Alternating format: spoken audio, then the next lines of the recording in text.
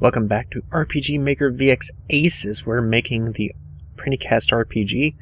We've already got into a few random details, and we're going to go into another one that has a lot to do with helping you organize, and is almost completely optional, but I think it's invaluable myself. So I've been using database programs for a very long time. I've used one in particular. We're going to open up enemy list here. That is Microsoft Works. I have used it for so many years. If you have one that you have a preference for, go for it. I am not going to argue which one's the better there. But you may have noticed I've already got a list of stuff across the top here. And what this is all of this is for the purpose of keeping yourself organized. Because inside the game itself, it can get very messy.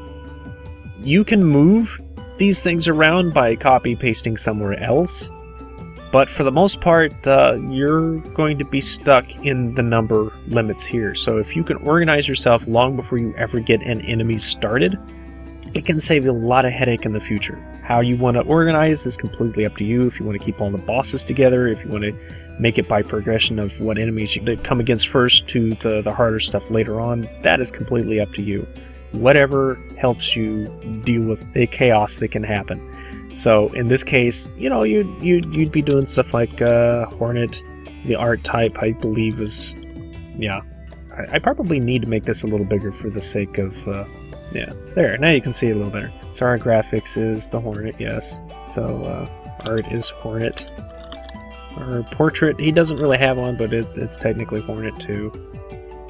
Our class. Now this is something that can come into play later. But hornets are generally insects, so we're just going to go ahead and put that in. Like I said, it can come in later. He doesn't have an alliance, we'll just call him evil. Origin, he comes from RPG Maker. This is for references and parodies and stuff. The description we're not going to worry about. Confirm, I leave a confirm in because sometimes I have ideas, but I don't know if I want to implement them.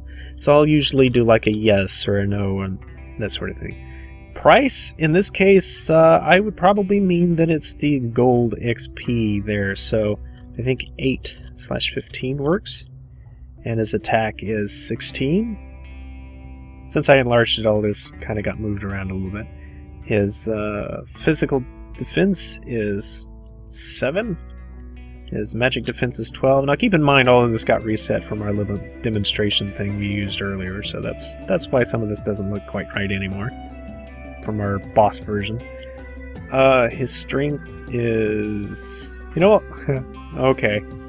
This is stuff that I used for creating the Space Opera one, so some of this is not going to work quite right. But anyway, you basically line up all of this information.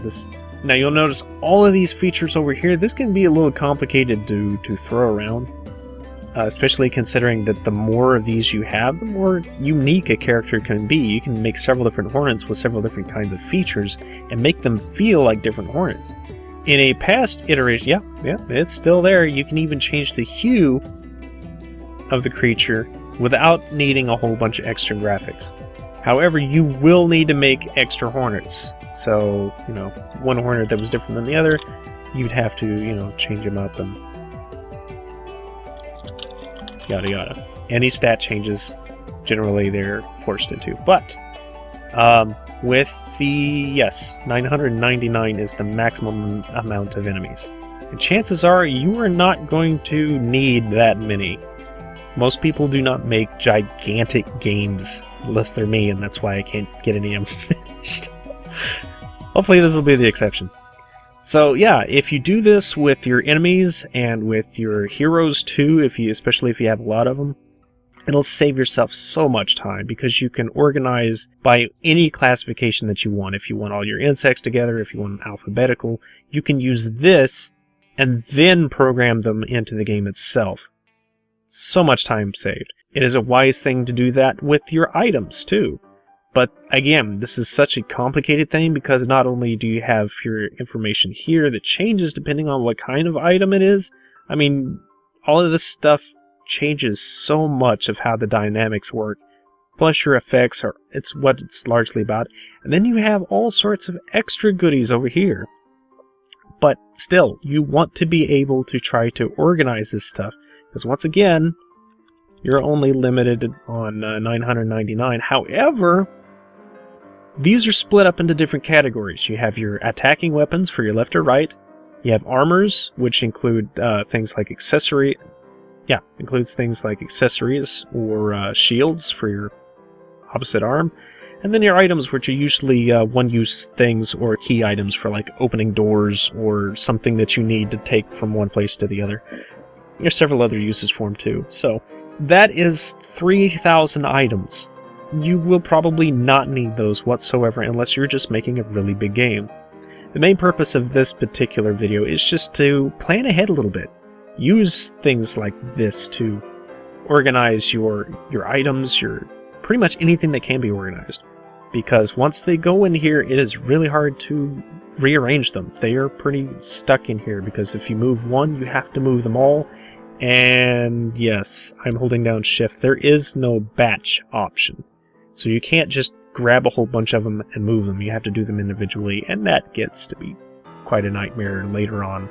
When you have 80 enemies and you're wanting a new one to be inserted somewhere, you have to move all of those other guys down before you can insert the new guy, or you stick him at the end. I think I'm making sense here.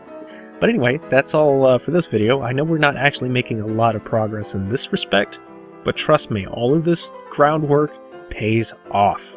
Till next time.